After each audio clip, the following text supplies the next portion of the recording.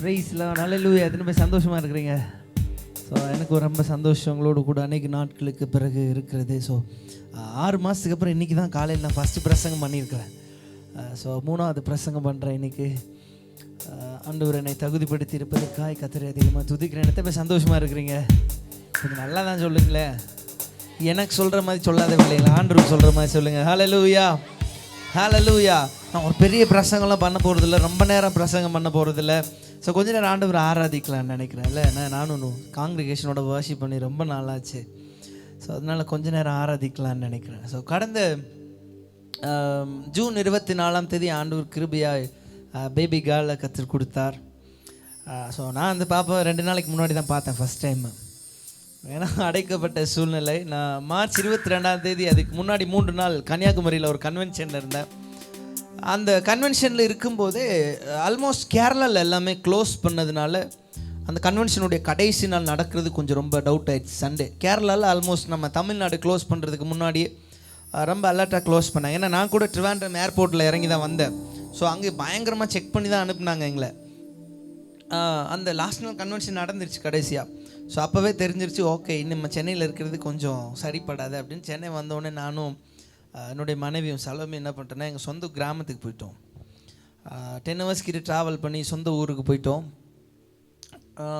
May month அவங்களோட டெலிவரிக்காக just அவங்கள கொண்டு வந்து சென்னையில் ஒரே ஒரு நாள் ஒரு போலீஸ்காரரை கூப்பிட்டு வந்தேன் என் கூட காரில். ஏன்னா பாஸ் எதுவுமே கிடைக்கல. ஸோ அவரோட காரில் 2 பேரும் உட்காந்து வந்தோம். அவர் விட்டுட்டு நைட்டாக உடனே திரும்ப வீட்டுக்கு போயிட்டேன்.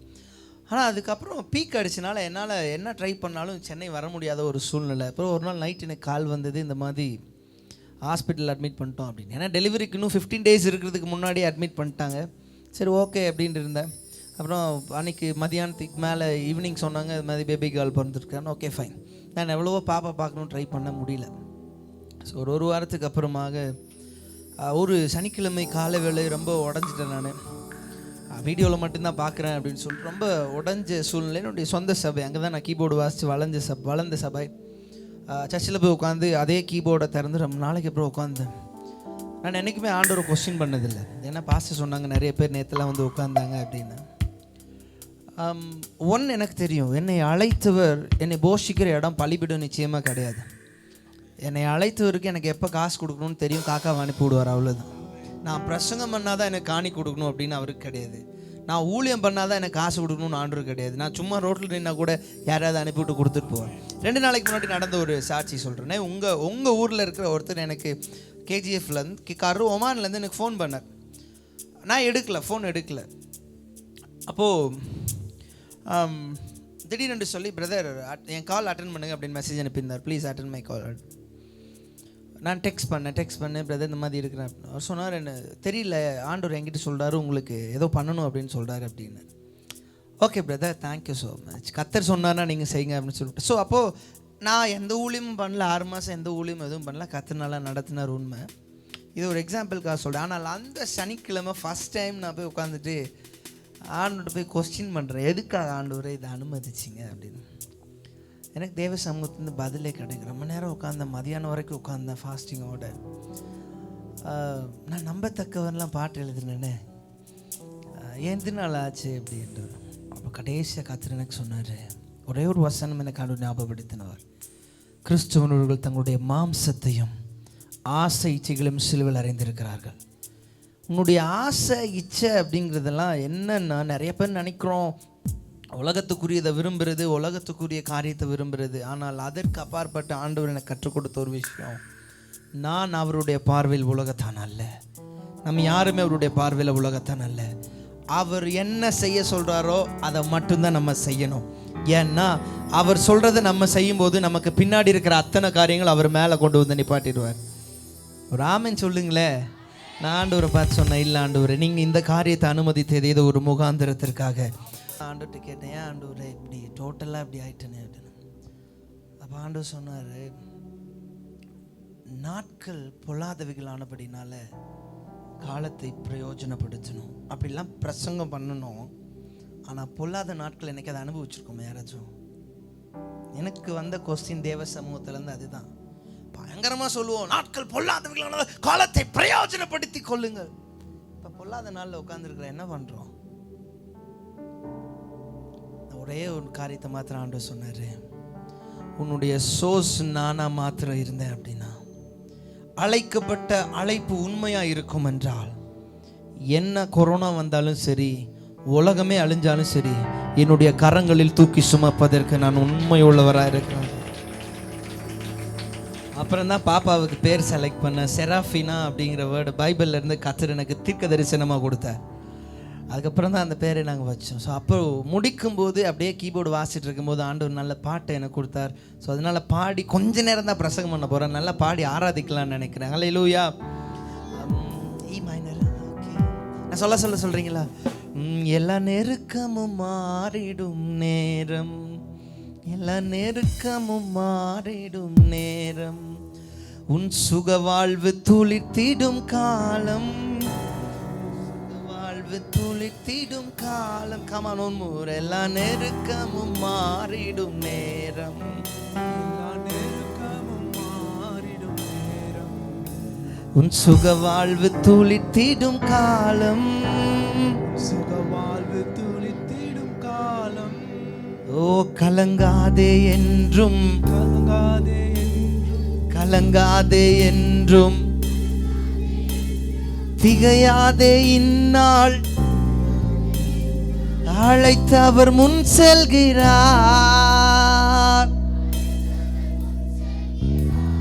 சூப்பர், சொல்லுங்க. கலங்காதே என்றும், திகையாதே இந்நாள் அழைத்தவர் முன் செல்கிறார்.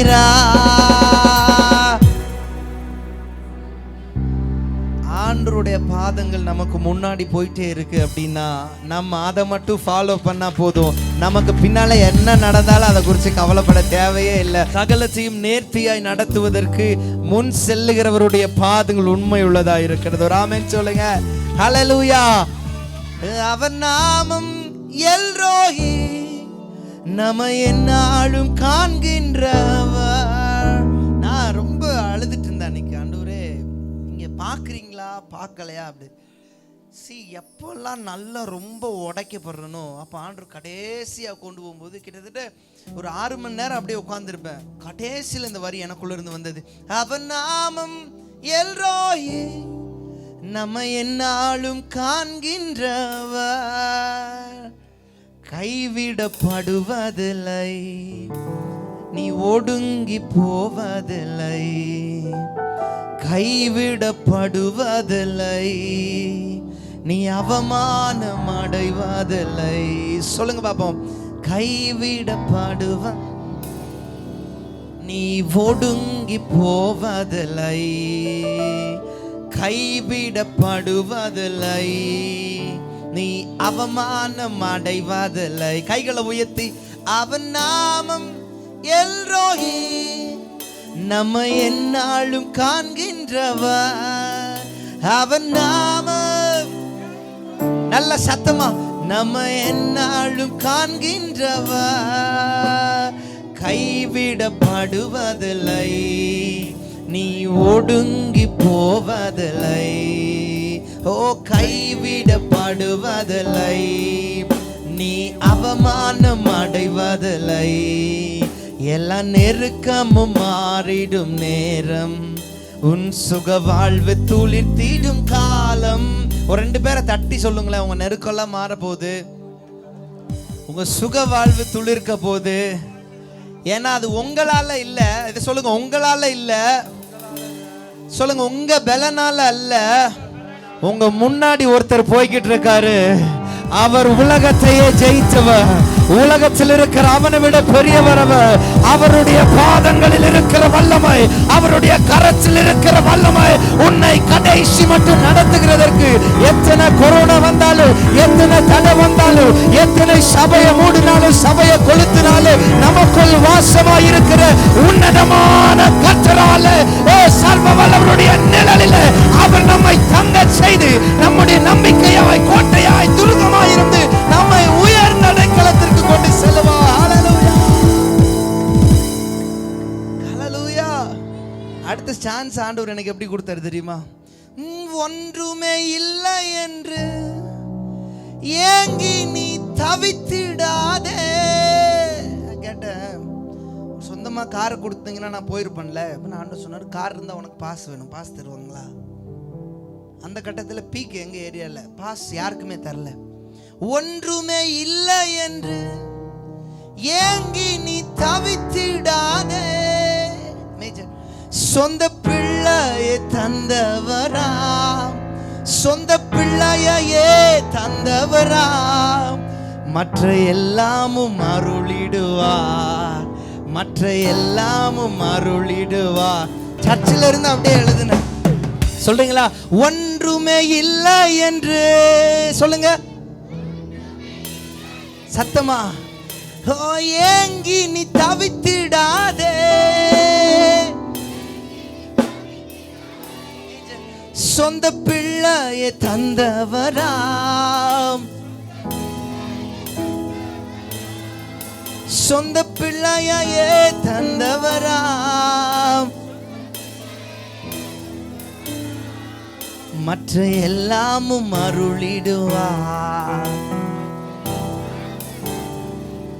அப்புறம் ரெண்டாவது சான்ஸா, முந்தின காரியமோ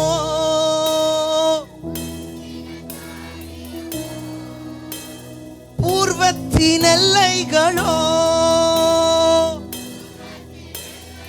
உங்க சத்தம் கேட்கட்டும், கமான். முந்தின காரியமோ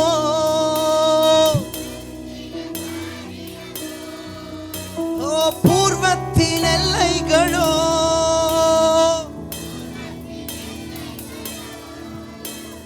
ஒன்றும் நினைத்திடாதே,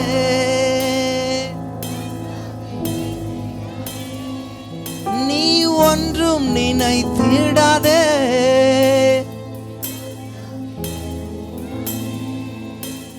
புது வழி திறந்திடுவார்,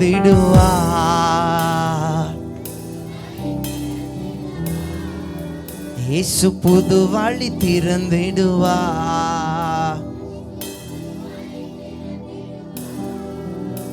ஆண்டவர் சில காரியங்களை நமக்கு கற்றுக் கொடுக்கிறார். அதாவது நம்ம சில வழிகளை கடந்து போகும் பொழுதுதான் கர்த்தர் யாரா இருக்கிறார் அப்படிங்கிறத உணர்ந்து கொள்ள முடிகிறது. எதுவுமே இல்லை, என் கையில் ஒன்றுமே இல்லாத சூழ்நிலை.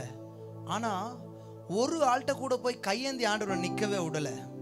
அந்த சூழ்நிலையை மிஷினரியை சப்போர்ட் பண்ணுறதுக்கு ஆண்டவர் கிருபை பாராட்டினார். ராமன் சொல்லுங்களேன், அதுதான் அழைத்தவர் நடத்துகிற வழிகள். ஏன்னா 4 பக்கமும் நெருக்கம். எப்பக்கம் நெருக்கப்பட்டும் சோர்ந்து நீ போய்விடாதே, எப்பக்கம் நெருக்கப்பட்டும் சோர்ந்து நீ போய்விடாதே, உந்தன் ஓட்டத்தை துவக்கினவர், உந்தன் ஓட்டத்தை துவக்கினவர் கடைசி மட்டும் நடத்திடுவார். இயேசு கடைசி மட்டும் நடத்திடு. சேர்ந்து நல்லா கைகளை தட்டி ஒரு விஷயம் உற்சாகமா பாடலாம் எல்லாருமா சேர்ந்து. எல்லா நெருக்கமும் மாறிடும் நேரம், சுக வாழ்வு துளித்திடும் காலம். சொல்லுங்க, எல்லா நெருக்கமும் மாறிடும் நேரம், சுக வாழ்வு துளித்திடும் காலம். கலங்காதே என்றும் திகையாதே என் அழைத்து அவர் முன் செல்கிறார். சொல்லுங்க, கலங்காதே என்றும் திகையாதே என் அழைத்து அவர் முன் செல்கிறார். அவர் நாமம் எல்ரோஹி, தலைக்கு மேல நம்மை என்னாலும் காண்கின்றவர். அவர் நாமம் எல்ரோஹி, நம்மை என்னாலும் காண்கின்றவர். கைவிடப்படுவதில்லை, நீ ஒடுங்கி போவதில்லை. நீங்க சத்தமா போ. கைவிடப்படுவதில்லை, நான் அவமானம் அடைவதில்லை. திரும்ப ஒரு முறை கைவிட, கைவிடப்படுவதில்லை. இவ்வளவுதான சத்தம்? சொல்லுங்க, ஒடுங்கி போவதில்லை, கைவிடப்படுவதில்லை, நீ அவமானம் அடைவதில்லை. திரும்ப ஒரு முறை அவர் நாமம், அவர் நாமம் எல்ரோஹி, நம்ம என்னாலும் காண்கின்ற பகுரமாசே. அவர் நாமம் எல்ரோஹி, நம்ம என்னாலும் காண்கின்றவர். கைவிடப்படுவதில்லை, நீ ஒடுங்கி போவதில்லை, கைவிடப்படுவதில்லை, நீ அவமானம் அடைவதில்லை. எல்லா நெருக்கமும் மாறிடும் நேரம். சொல்லுங்க, உன் சுக வாழ்வு துளிர்த்திடும் காலம். நீங்க மாத்திரம் எல்லாம் சுக வாழ்வு. கலங்காதே கலங்காதே என்றும் திகையாதே, இன்னார் அழைத்தவர் முன் செல்கிறார். திகையாதே என்ன சுபம் தலைக்கு மேல அவர் நாமம் எல்ரோஹி, நம்மை என்னாலும் காண்கின்றவர். அவர் நாமம் எல்ரோஹி, நம்மை என்னாலும் காண்கின்றவர். ஓ கைவிடப்படுவதில்லை. சத்தமா நீ ஒடுங்கி. சூப்பர், நல்ல சத்தமா. ஓ கைவிடப்படுவதில்லை, நீ அவமானம் அடைவதில்லை. ஒன்றுமே இல்லை என்று ஏங்கி நீ தவித்திடாதே. சொல்லுங்க, ஒன்றுமே இல்லை என்று ஏங்கி நீ தவித்திடாதே. திரும்ப ஒன்றுமே இல்லை என்று. ஒரே ஒரு நிமிஷம். யாராவது காசு இல்லைன்னு ஏக்கத்தோட இங்க உட்கார்ந்துருக்கீங்களா? நான் என் அனுபவத்துல சொல்றேன், காசு நம்மளை உயர்த்த முடியாது, ஆனால் காசு உயர்த்த முடியாத மனிதனை இயேசு உயர்த்துவா. காசு செய்யக்கூடாத அதிசயத்தை இயேசு செய்வா. எத்தனையோ சாட்சிகள் ஐசியூ வரைக்கும் போய் பல லட்சங்களை செலவழிச்சு ஒண்ணுமே இல்லாம சாவுக்கு கிடந்த மனிதர்களை இயேசுவின் வல்லமை உயிர்த்தெழுப்பி இருக்கிறது. தெய்வ பிள்ளையே, இந்த நாள்ல தீர்க்க தரிசனமா சொல்றேன், நீங்க யாரா இருந்தாலும் சரி, அழைத்தவர் உனக்கு முன்பாக சென்று கொண்டிருக்கிறபடினால உங்ககிட்ட ஒண்ணுமே இல்லைனாலும் பரவாயில்லை. இந்த உலகத்துல காசு இல்லைன்னா பரவாயில்லை, சொத்து இல்லைன்னா பரவாயில்லை, கார் இல்லைன்னா பரவாயில்ல, வீடு இல்லைன்னா பரவாயில்ல, ஒண்ணுமே இல்லைன்னா பரவாயில்லை.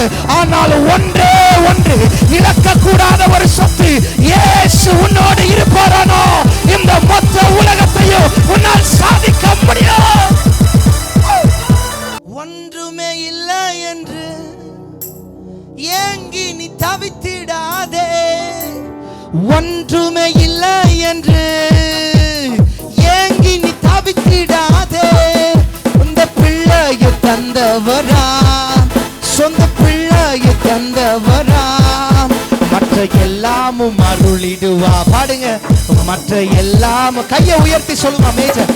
சொந்த பிள்ளையை தந்தவரா, சொந்த பிள்ளையை தந்தவரா, மற்ற எல்லாமும் அருளிடுவா. ஒரு முறை கூட பாடலாமா? எல்லாமும் அருள். ஒன்றுமே இல்லை என்று பாடுவோமா?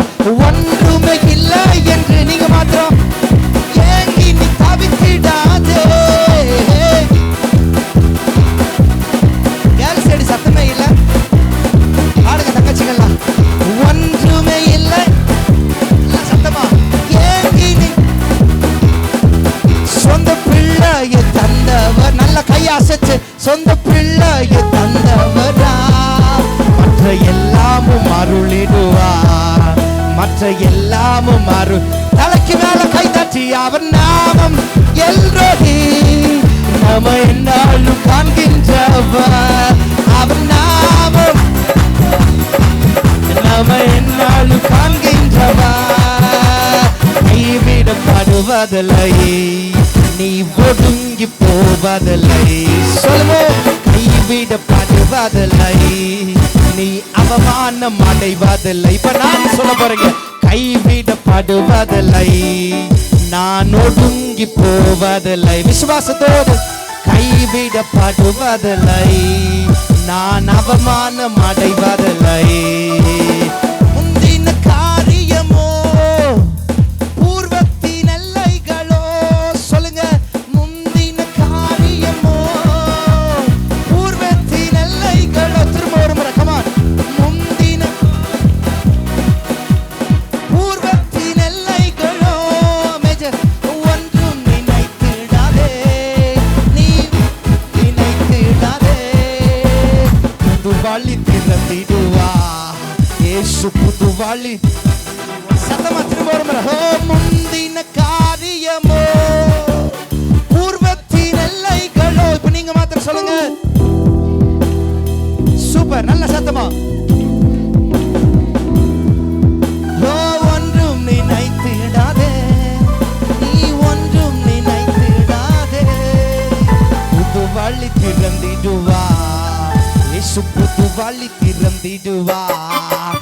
அவன் நாம தலைக்கு மேல கை இருக்கிறவங்க மாத்திரம் நல்லா உயர்த்தி தட்டி அவன் நாமம் எல்லோரி நாம என்னாலும் காண்கின்றவர். அவன் நாமம் எல்லோரி நாம என்னாலும் காண்கின்றவர். கைவிடப்படுவதில்லை, நான் ஒடுங்கி போவதில்லை. சொல்லுங்க, கைவிடப்படுவதில்லை, நான் அவமானம் அடைவதில்லை. எல்லா நெருக்கமும் மாறிடும் நேரம் என் சுக வாழ்வு துளித்திடும். சத்தமா சொல்லுங்க, எல்லா நெருக்கமும் எத்தனை பேர் விசுவாசிக்கிறீங்க? நெருக்கம்லாம் மாற போகுது, அது விசாலமா மாற போகுது. ஹல்லேலூயா. கலங்காதே என்றும் திகையாதே என்னால் அழைத்து அவர் முன் செல்கிறார். ஓ கலங்காதே என்றும் அழைத்து அவர் முன் செல்கிறார். தலைக்கு மேல் அவர் நாமம் எல்லோரி நம்ம என்னாலும் காண்கின்ற சகலதரநாம. ஓ எஸ் glorious Jesus, நாளும் காண்கின்றவர். நான் கைவிடப்படுவதில்லை, நான் அவமானம் அடைவதில்லை. கைவிடப்படுவதில்லை, நான் ஒடுங்கி போவதில்லை.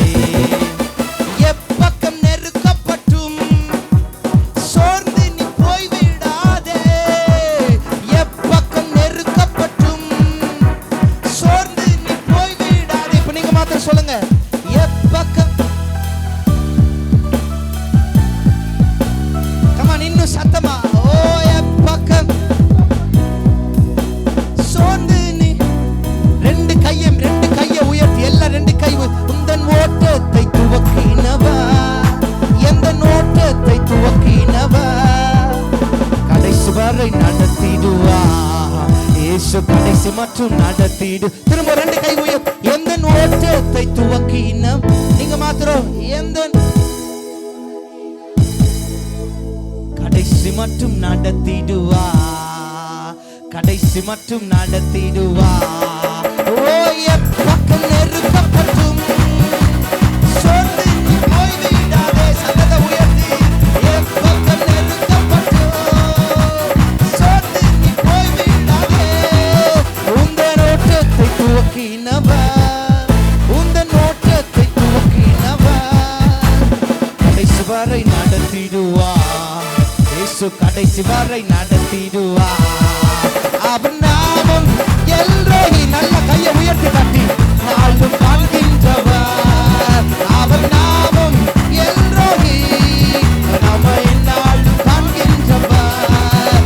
அவர் நாமம் எல்லோரி நாம என்னாலும் காண்கின்றவர். கைவிடப்படுவதில்லை, நான் ஒடுங்கி போவதில்லை. கைவிடப்படுவதில்லை, நான் அவமானம் அடைவதில்லை. ஓ கைவிடப்படுவதில்லை, நான் ஒடுங்கி போவதில்லை. சத்தமா, கைவிடப்படுவதில்லை, நான் அவமானம் அடைவதில்லை. கடைசி முறை, எல்லா நெருக்கமும் மாறிடும் நேரம் என் சுக வாழ்வு துளித்திடும் காலம். எல்லா நெருக்கமும் மாறிடும் நேரம் என் சுக வாழ்வு துளித்திடும் காலம். கலங்காது என்றும் திகையாதே இன்னும் அழைத்து அவர் முன் செல்கிறார். கலங்காதே என்றும் திகையாதே இன்னும் அழைத்து அவர். ஏன் தெரியுமா? ஏன் தெரியுமா? அவர் எல்லோரி நாம என்னாலும். அவர் உங்களை இப்ப பார்க்கிறாரு, இப்போ உங்க சூழ்நிலையை பார்க்கிறாரு. நீங்க எந்த இடத்துல அவமானப்பட்டிருக்கீங்களோ, எந்த இடத்துல அடுத்த ஸ்டெப் எடுத்து வைக்க முடியாதுன்னு யோசிச்சீங்களோ, எந்த இடத்துல உங்க பிசினஸ் முன்னாடி வராதுன்னு யோசிச்சீங்களோ, எந்த இடத்துல உங்களால ஒன்றும் செய்ய முடியாதுன்னு யோசிச்சீங்களோ, இப்போ right now Jesus is looking at you. உன்னை இப்போ இயேசு பார்க்கிறாரு. உன்னுடைய சூழ்நிலையை பரிசுத்த ஆவியானவர் பார்க்கிறார். come on, அந்த அபிஷேகத்தை உணர்ந்தவங்க நல்ல கண்களை மூடி வாய்களை திறந்து அவர் நாமம் ரமதானமா சந்தரபல. ஓ கைவிடப்படுவதில்லை, நான் அவமானம் அடைவதில்லை. கைவிடப்படுவதில்லை, நான் அவமான. கடைசி ஒன்றை பாடி இல்லாமா?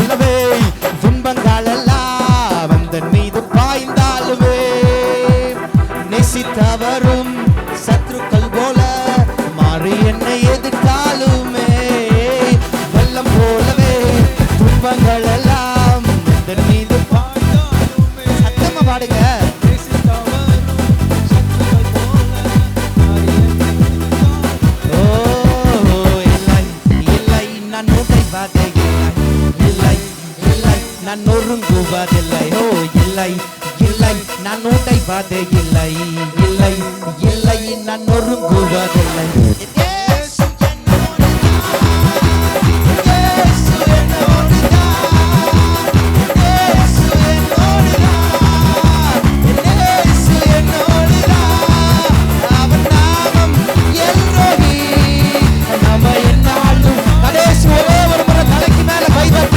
எல்லாருமா சேர்ந்து ஒரே குரலா சொல்லி முடிச்சிடலாமா? அவர் நாமம்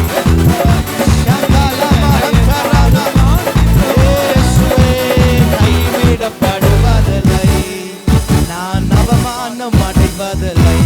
சொல்லுங்க, கைவிடப்படுவதில்லை, நான் ஒடுங்கி போவது. நல்ல கரங்களை எந்த அளவு தட்ட முடியுமோ அந்த அளவு ராஜாதி ராஜாவுக்கு, கத்தாதி கச்சாவுக்கு நான் அல்ல.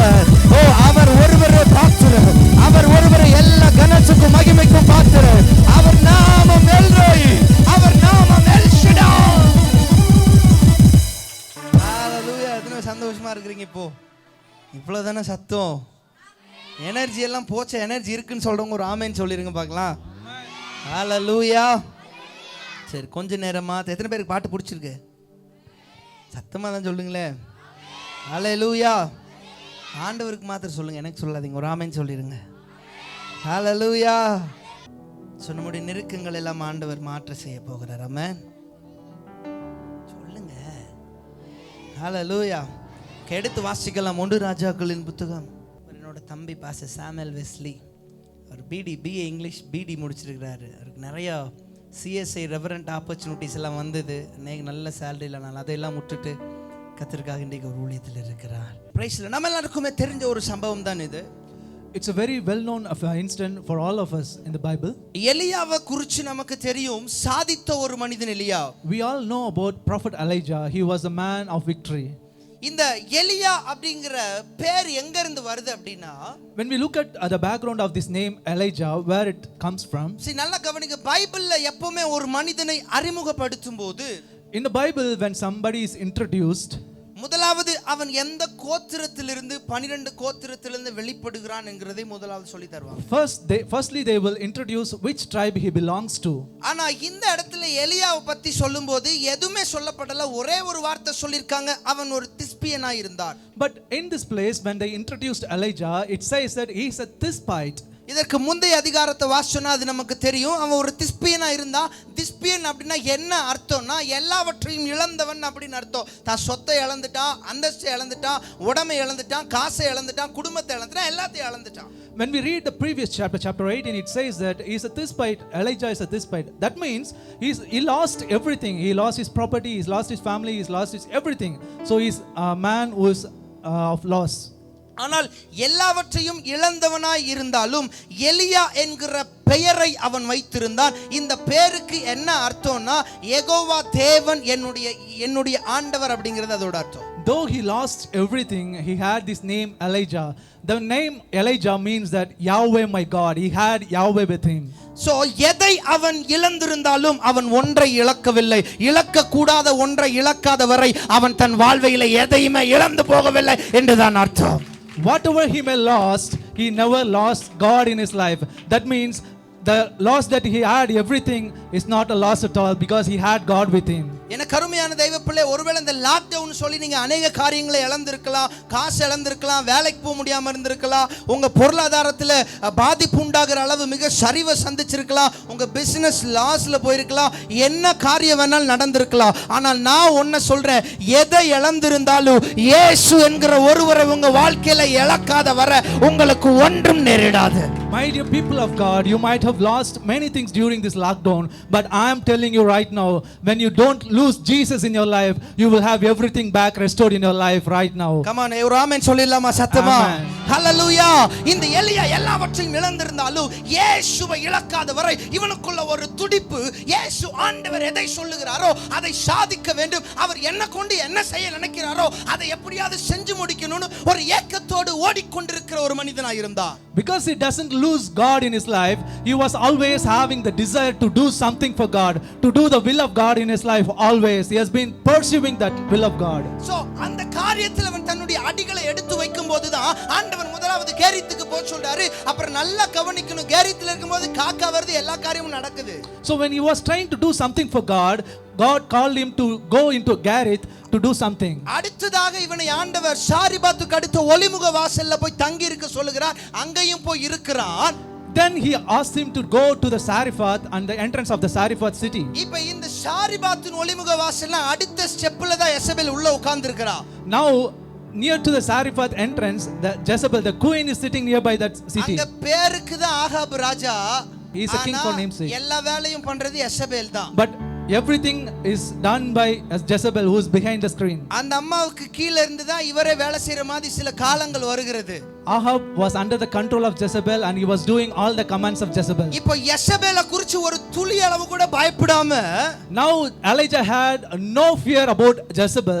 ஆண்டவரை மட்டும் நம்பி தன்னோடு இயேசு இருக்கிறாரு நம்பி அங்க போய் உட்கார்ந்திருந்த ஒரு மனுஷன். Now he was totally dependent on God and he obeyed the command of God and went into the entrance of Sariphath. So அடுத்ததாக இந்த எலியா செஞ்சது ஆகாபுக்கு முன்னாடி போய் நின்னு ஒபதியாவை கூப்பிட்டு சொல்றாரு, நான் வந்து நின்றுக்கேன் போய் சொல்லி சொல்றாரு. Then he went before Ahab and called Obadiah and told that, go and tell to the king that I am here.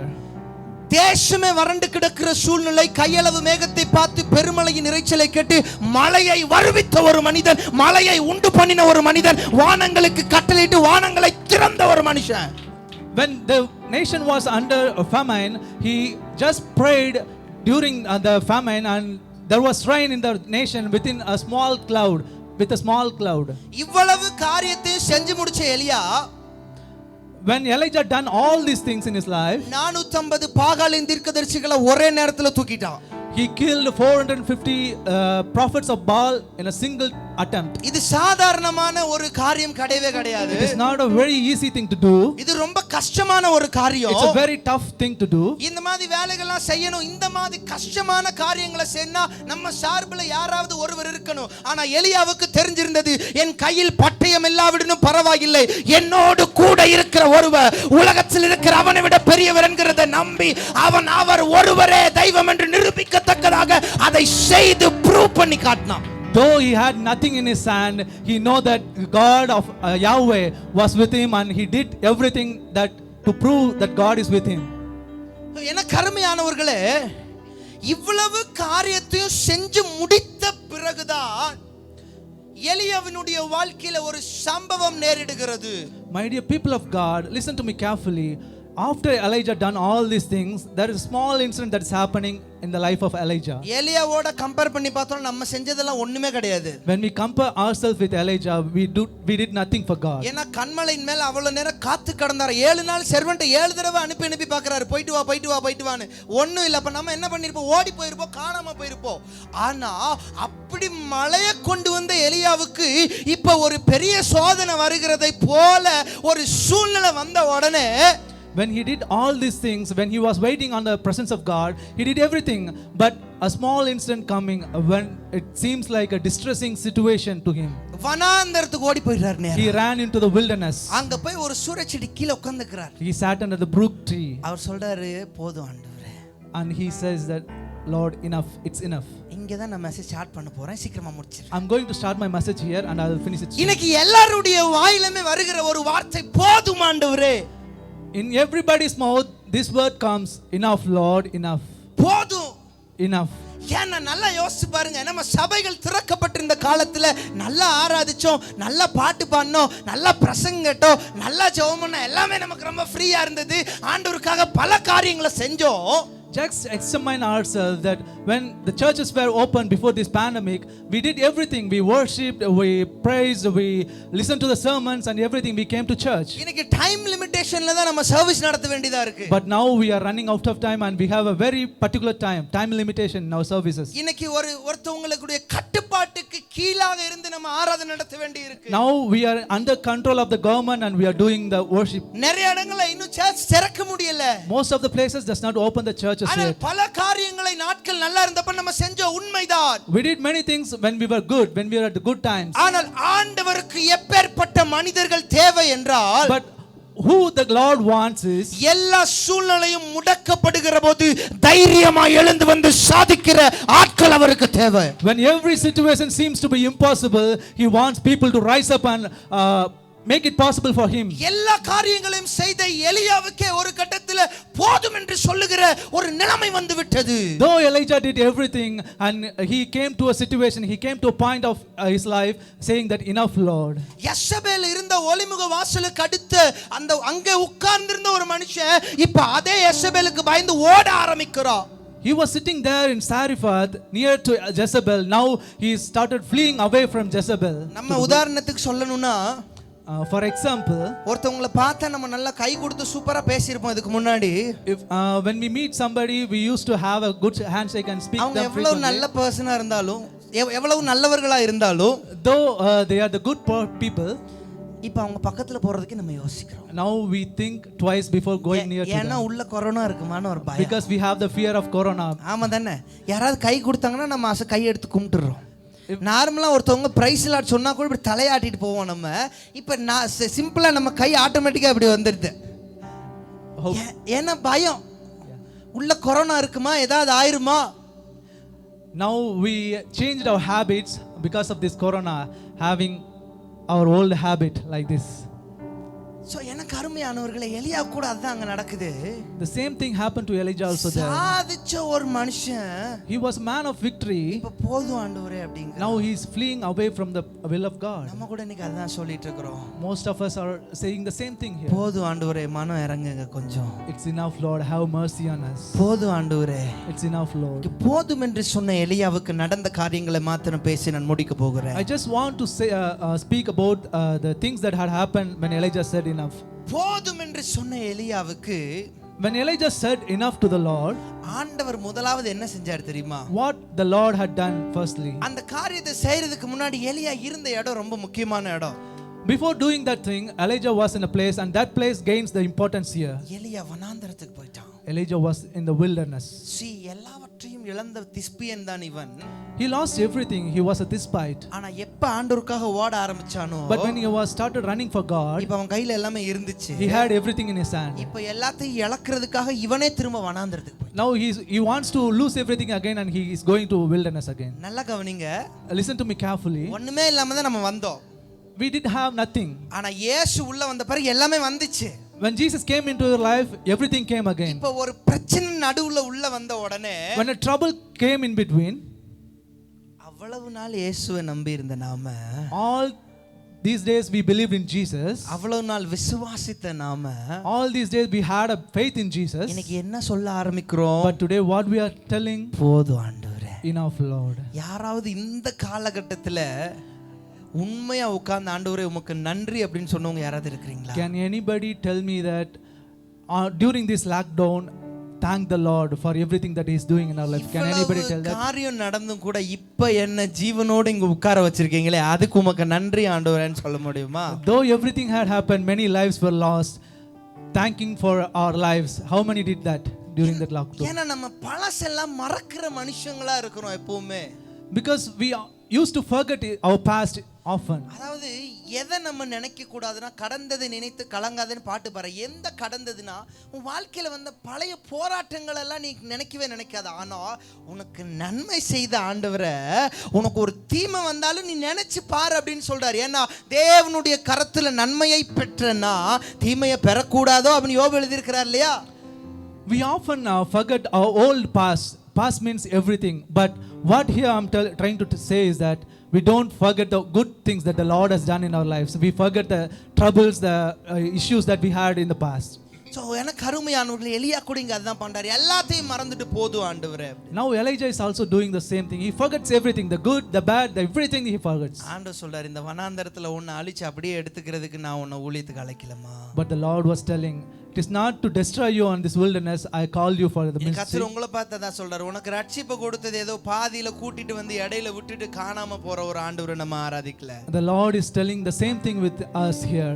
He is not saved us for leaving us in between and telling us, go somewhere. ஏதோ உங்க ஓட்டத்தை தொடங்கி விட்டுட்டு பாதியிலே நடுவுல விட்டுட்டு நீயே பாத்துக்கன்னு சொல்லிட்டு போற ஒரு ஆண்டவரை நம்ம ஆராதிக்கல. He who called us to run in his race, என்ன நடந்தாலும் கடைசி மட்டும் நம்மை நடத்தி நம்முடைய டெஸ்டினேஷன்ல கொண்டு போய் விடுறதற்கு அவர் உண்மை உள்ளவராய் இருக்கிறார். whatever it may be, he called us and he will lead us to the destination as he called us.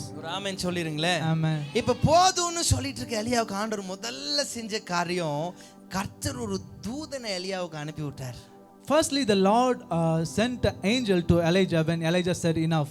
Government சொன்னாங்க பாஸ்டர் யாரையும் பார்க்க கூடாது, யாரையும் சந்திக்க கூடாது. நான் கேட்குறேன், உங்க பாஸ்டர் உங்க வீட்டுக்கு வர முடியாம இருக்கலாம், உங்க விசுவாசிங்க உங்களை வந்து நேராக சந்திக்க முடியாம இருக்கலாம். நான் சொல்றேன், கர்த்தர் அனுப்புகிற தூதனை தடுக்கிறதற்கு ஆண்டவர் யாருக்குமே அதிகாரம் கொடுக்கலங்க. Government told us that no pastors should visit the believers to the pastors, but I am telling, there is nobody in this earth has the authority to stop the angel that the Lord is sending to you and to your house. Amen. கர்த்தருடைய தூதனை ஆண்டவர் உங்க இடத்துக்கு அனுப்புறார் அப்படினாலே, when the Lord is sending the angel to your place, to your home, உங்களுக்கு என்னெல்லாம் வாக்குத்தத்தம் கொடுத்தாரோ அத்தனையும் நிறைவேற்றுறதுக்காக தான் ஆண்டவர் whatever the promises that the Lord has given to you, he will fulfill all those promises in your life. யாக்கோபு ஆரானிலிருந்து பெயர்சபாவுக்கு போகும்போது தலை மேல கல்லை வச்சு தூங்குறாரு. When Jacob was traveling from Haran to Beersheba, he was having a stone for his head and our sleeping. என்ன நினைச்சிருப்பாரு அப்படின்னா, எல்லாம் முடிஞ்சு போச்சு அப்படின்னு நினைச்சாரு. He might thought that everything is over now. ஆனா ஆண்டவர் சொல்றாரு, இங்க தான் உனக்கு தொடங்கவே போறேன். But the Lord was telling that the beginning is here. ஏன்னா Right நான் now. உனக்கு சொன்னதை செய்யும் அளவு உன்னை கைவிடுவதே இல்லைன்னு சொல்லி அந்த இடத்துல தூதர் கூட்டம் இறங்க ஆரம்பிச்சாங்க, ஏற ஆரம்பிச்சாங்க. அப்பொழுதுதான் கர்த்தர் தன்னுடைய வாக்குத்தத்தத்தை உறுதிப்படுத்த ஆரம்பித்தார். தெய்வ பிள்ளைக்கு ஆண்டவர் உங்க வீட்டுக்குள்ள ஒரு தூதன் அனுப்ப போறார், உங்க இருதயத்துக்குள்ள ஒரு தூதன் அனுப்ப போகிறார். எதற்காக என்று சொன்னா, யார் உன்னை சந்திக்காவிட்டாலும் பரவாயில்லை, யார் உன்னை தேடி வராவிட்டாலும் பரவாயில்லை, இயேசு அனுப்புகிற தூதர் உன் காரியங்களை அவரிடத்தில் எடுத்து செல்வதற்கு, அவர் உனக்காய் வைத்திருக்கிற அத்தனை காரியங்களையும் உன்னருகே வந்து உறுதிப்படுத்துகிறதற்கும் அவர் உண்மை உள்ளவராய் இருக்கிறார். Where you feel like everything is over, everything is finished, the Lord is sending an angel to prove his promises and to give all the promises that he has given to you, and he is sending an angel right now to you, and if you believe that, it will happen right now. நல்ல கைகளை தட்டி அவரை மகிமைப்படுத்துங்கப்பா. இப்ப தூதன் வந்த உடனே என்ன பண்றாருன்னா, நான் இன்னொரு 5-10 நிமிஷம் முடிச்சிரு. தூதன் வந்த உடனே என்ன பண்றாருன்னா, When the angel came, what did the angel does? முதல் காரியம், எலியா எங்க இருக்கிறாரு? First thing, where was Elijah? சொல்லுங்க, எலியா எங்க இருக்கிறாரு? இப்ப வனாந்தரத்துல இருக்கிறாரு. அங்க தண்ணியும் கிடைக்காது, சாப்பாடும் கிடைக்காது, ஒண்ணும் கிடைக்காது. Elijah was there in the wilderness. There was no source for food or water or anything. வனாந்தரத்துல மணல் மட்டும்தான் இருக்கும். Only the sands will be there in the wilderness. மூலையில 1-2 மரம் இருக்கும்னு சொல்லுவாங்க, அவ்வளவுதான். There will be trees in the corner somewhere. நான் Oman தேசத்துக்கு ஊழியத்துக்கு போகும்போது அங்க பார்த்தா ஃபுல் டெசர்ட், அந்த பாலைவனம் ஃபுல்லா இருக்கு. அங்கங்க ஒரு மரம் ஹைட்டா நின்னுட்டு இருக்கு, அவ்வளவுதான், வேற எதுவுமே கிடையாது. When I went to Oman for the ministry, I saw the wilderness, real wilderness, and I saw the sands, and there are some few trees somewhere here and there. So இப்போ இந்த மனுஷன், now this man, சரீரத்திலும் பாதிக்கப்பட்டு கொண்டிருக்கிறான். he was affected by his physical also. ஆவிக்குரிய ரீதியாகவும் பாதிக்கப்பட்டு He was கொண்டிருக்கிறான். also affected by his spiritual. ஏன்னா இங்கேயும் பிரச்சனை, அங்கேயும் பிரச்சனை. Because either ways he is facing the Jezebel troubles. கொன்னுருவாரோன்னு ஒரு பயம். He was having the fear of his life because of his அதுக்கு Jezebel. முன்னாடி சாப்பிடுறதுக்கு ஒண்ணும் இல்ல, தண்ணி இல்ல. Before போது ஆண்டவரே, இவரே சொல்றாரு மாம்சத்தை பார்த்து. Before that he had no food, no water, and he was started telling, enough Lord. Corona பார்த்து நமக்கு கூட சில நேரம் அப்படிதானே இருந்துச்சு. Sometimes we even thought after seeing corona, and நேத்து வந்தாங்கன்னு சொன்னாரு பாஸ்டர், சாப்பாடு இல்ல, ஒண்ணும் இல்ல. yesterday people came and pastor was telling about நான் that. சொல்லட்டுமா, நீ ஆராதிக்கிற ஆண்டவர் உனக்கு இப்போ என்ன தேவையோ அதை முதலாவது உனக்கு கொடுக்கிறவரா இருக்கிறார். I am telling the Lord that you and I are worshiping will give what you need at present, ஏன்னா அவர் நாமம் யெகோவா ஈரே. because his name is Jehovah Jireh. ஏன்னா நல்லா கவனிங்க, எலியாவுக்கு அப்போ தண்ணி தேவை, சாப்பாடு தேவை.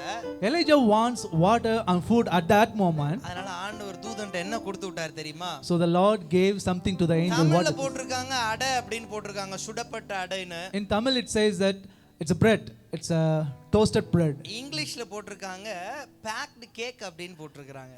But in English it says that packed cake. See, packed cakeனா ஃப்ரெஷ்ஷா அழகா பேக் பண்ணி. அப்போ ஆண்டவர் உங்க வீட்டுக்கு ஒரு தூதன் இன்னைக்கு அனுப்புறாருன்னா, யாரு உனக்கும் கொண்டு வர முடியாதத ஒரு ஃப்ரெஷ்ஷா புதிய ஆசீர்வாதத்தை கர்த்தர் உனக்குள்ள கொண்டு வருவார். So Remember, people of God, when the Lord is sending an angel to you, He is giving something fresh, something new, something that other cannot give. Amen. உனக்கு என்ன தேவையோ அதை கர்த்தர் கொடுக்கிறதுக்கு உண்மை உள்ளவரா இருக்கிறார். The Lord is able to give what you need at present. ஒருவேளை நீங்க சொல்லனால இஎம்ஐ கட்ட முடியல, You might say that I'm unable to pay my என்னால EMIs. லோன் பே பண்ண முடியல, I'm unable to pay my இந்த loans. சூழ்நிலை ரொம்ப அடைக்கப்பட்டு நான் உட்கார்ந்து இருக்கிறேன். This is a so locked situation that I'm sitting போதும் now. ஆண்டவரே இதை நிப்பாட்டுங்கன்னு சொல்லுவீங்கன்னா, Enough, Lord, please உங்க stop this. ஜெபத்தை கொஞ்சம் மாத்துங்க.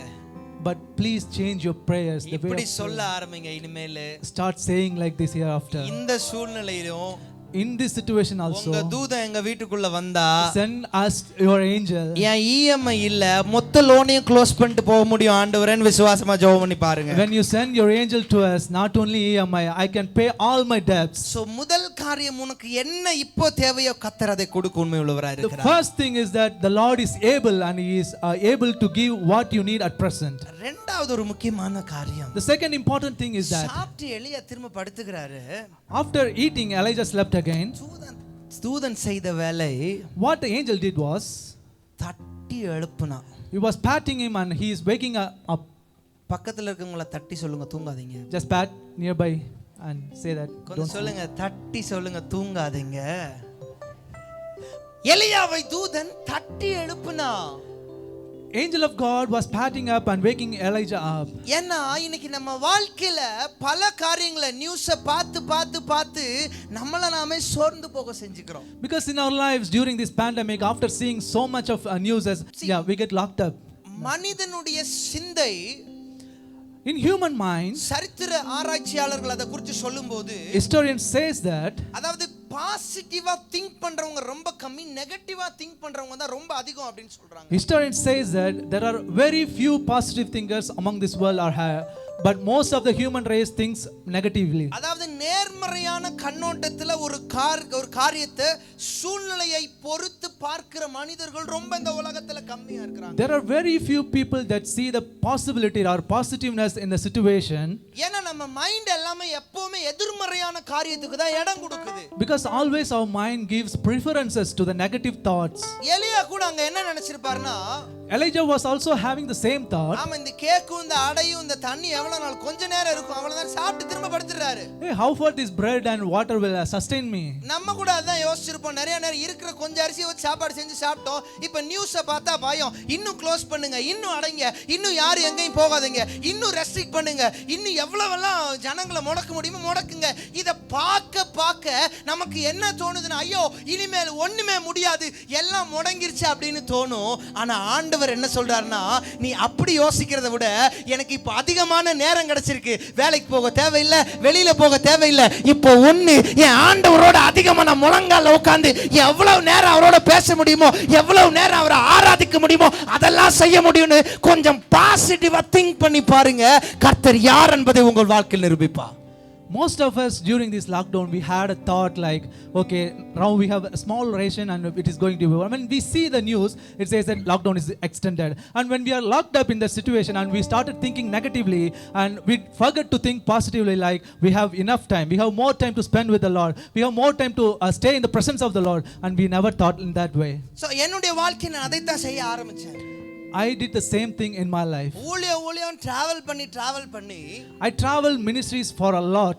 நிறைய இடங்களுக்கு டிராவல் பண்ணி தனியா தேவ சமூகத்துல அதிகமான நேரம் கொடுக்க முடியல. Many places I traveled, but ஆனால் ஆண்டவர் இது என்னோட சொன்னப்ப, many places I traveled, but I couldn't spend much time in the personal devotions. நான் கூட சொன்ன 6 மாசத்துக்கு அப்புறம் காங்கிரிகேஷனோட வர்ஷிப் பண்றேன் அப்படின்னு. After 6 months of time, I'm worshiping with the congregation.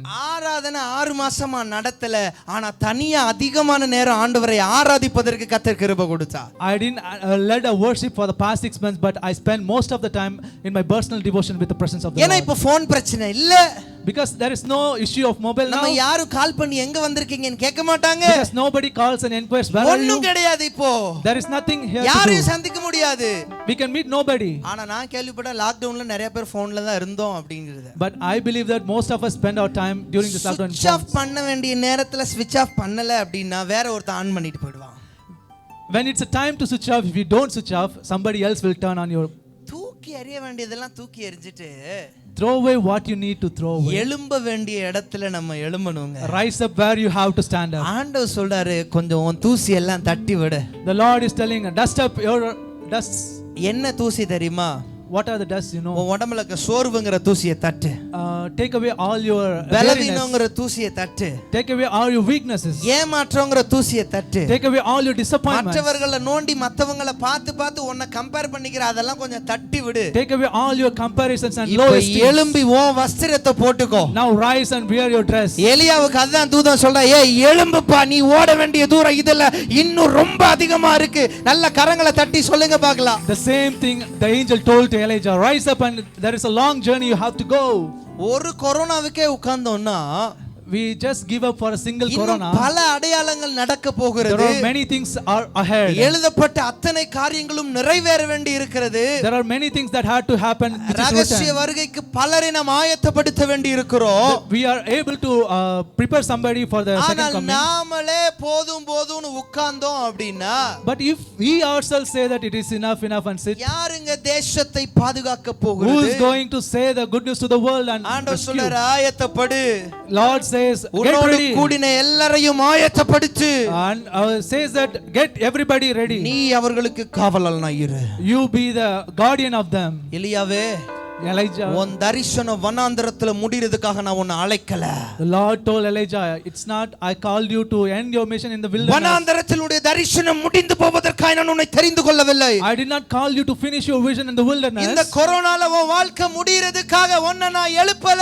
I did not rise you up to finish your life in the corona. ஒருவேளை இப்பொழுது சூழ்நிலை நீ முடக்கப்பட்டிருக்கிற அனுபவத்தை போல இருக்கலாம். This situation might seem like you are under locked situation. ஆனால் முடக்கப்பட்டிருக்கிற சூழ்நிலையில உன் முழங்கால்கள் உறுதியாய் நிற்குமானால், உன் முழங்கால்கள் தேவ சமூகத்தை நோக்கி விரைந்து ஓடுமானால், முந்தின ஆலயத்தின் மகிமையை பார்க்கிலோ பிந்தின ஆலயத்தின் மகிமை பெரிது என்று சொன்ன வார்த்தையின்படி கர்த்தர் முந்தின அபிஷேகத்தை பார்க்கிலோ இனி வரப்போகிற நாட்களில் உனக்குள்ள வைத்து பயன்படுத்துகிற அபிஷேகம் அது வேறு விதமாக இருக்கும் என்று ஆண்டவர் சொல்றார். But during this lockdown also, when your knees are in the presence of God, you will see the greater glories and you will have the greater anointing in your life. நல்ல கரங்களை தட்டி அவரை மகிமைப்படுத்துங்க பார்க்கலாம்.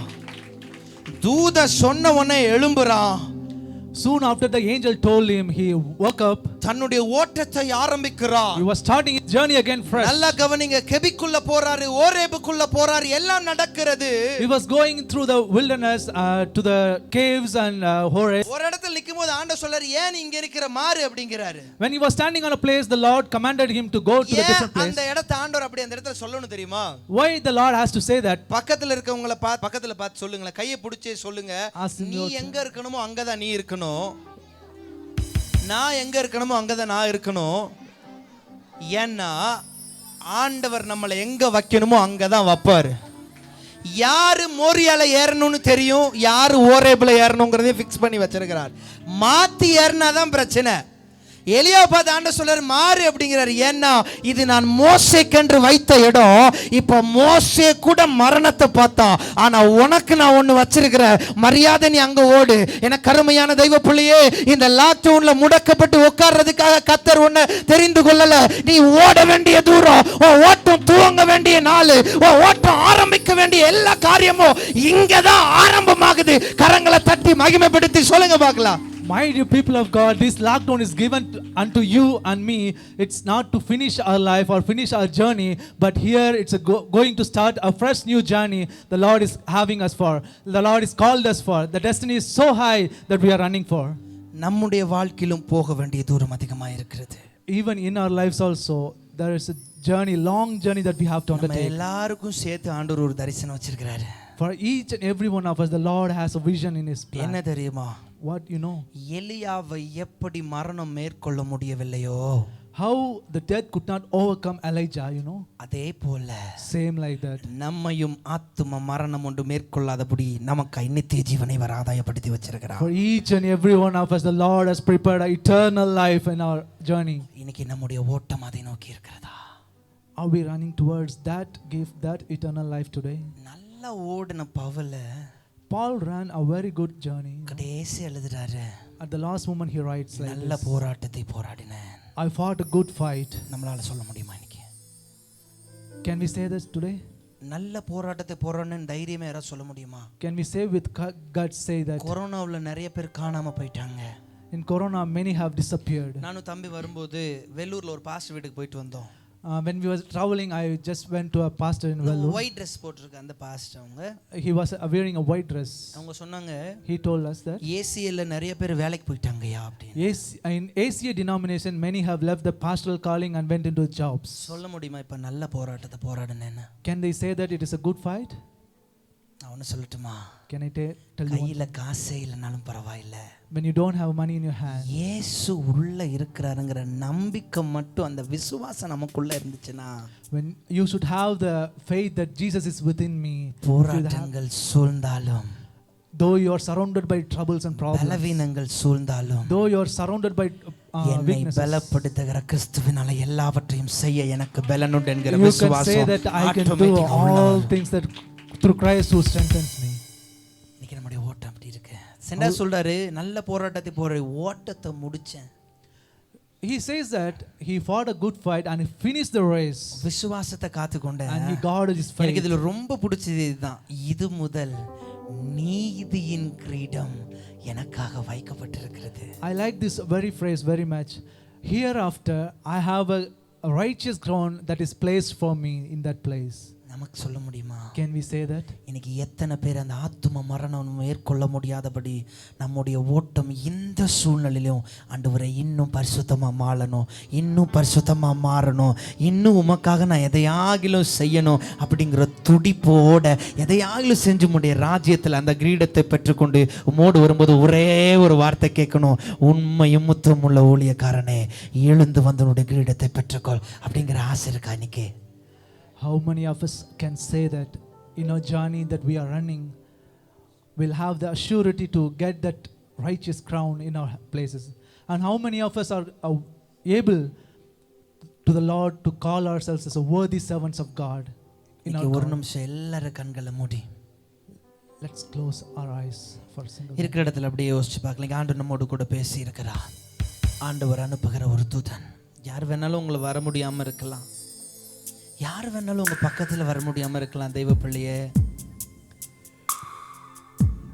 கர்த்தர் அனுப்புகிற ஒரு தூதன் முதலாவது எலியாவுக்கு தேவையானதை கொண்டு வந்தான். உன் தேவைகள் எல்லாவற்றையும் சந்திக்கிறதுக்கு ஆண்டவர் உண்மை உள்ளவராக இருக்கிறார். உங்க ஊழியத்தை திறம்பட நடத்துறதுக்கு, உங்க வேலையில் உங்களை நடத்துறதுக்கு, உங்களுடைய இல்லாமையில் உங்களை நடத்துறதுக்கு, எல்லா காரியங்களிலும் கர்த்தர் உங்களை நடத்த அவர் உண்மை உள்ளவராக இருக்கிறார். ரெண்டாவது தூதன் தட்டி எழுப்புனா.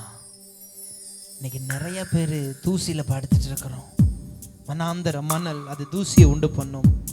ஏமாற்றம் என்கிற தூசி, சோர்வு என்கிற தூசி, பலவீனம் என்கிற தூசி, மற்றவர்களால் காயப்படுத்தப்பட்ட அதையே நினைத்து கொண்டிருக்கிற தூசி. ஆண்டவர் சொல்லார், எழும்பு சீயோனே, உன் வல்லமை தரித்துக்கொள், உன் தூசியை உதறிவிட்டு எழுந்திரு, உன் தூசியை உதறிவிட்டு எழும்பு. இன்னைக்கு எல்லாரும் இருக்கிற இடத்துல எழும்பி நிற்கலாமா? எதுக்குன்னா நீங்க போக வேண்டிய தூரம், தரிசனம் என்கிற பாதை இது மிக அதிகமாக இருக்கிறது. இனிதான் பாடுகள் இந்த உலகத்துக்கு இருக்கு, இனிதான் உபத்திரவ காலங்கள் இருக்கிறது, இனிதான் ரகசிய வருகை இருக்கிறது. உண்மையும் முத்துமுள்ள ஊழியக்காரனே, அந்த நீதியின் கிரீடத்தை பெற்றுக்கொள்றதுக்கு, ஆண்டுடைய சமூகத்தில் நம்முடைய ஆத்தும மரணம் அடையாதபடி நித்திய ஜீவனை பெற்றுக்கொள்ளுகிறதற்கு பாத்திரவான்கள் அன்னைக்கு நம்முடைய ஓட்டம் இருக்கிறதா? ரெண்டு கைகளை உயர்த்தி, ரெண்டு கைகளை உயர்த்தி, ரெண்டு கரங்களை உயர்த்தி சொல்லுங்க, ஆண்டவரே எனக்கு உம்முடைய கரத்தில் என்ன உண்மையை நான் அர்ப்பணிக்கிறேன். எல்லா பிள்ளைங்களும் வாய்களை திறந்து பரிசுத்தமா மாத்திரம் என் ஓட்டம் இருக்கணும். ஆண்டவரே, எந்த சூழ்நிலையிலும் ஆண்டவரே என்னை நம்பி நீங்க தந்த பொறுப்பை நிறைவேற்ற வரைக்கும் நான் சோர்ந்து உடஞ்சு உட்கார்ந்துடக்கூடாது, நான் சோர்ந்து உட்கார்ந்துடக்கூடாதுப்பா. உங்க பலன் தாங்க. போராட்டங்கள் சூழ்ந்ததாலே சோர்ந்து போய் நிற்கின்றேனே, சோராமல் ஓடதிட மனம் அழித்திடுமே.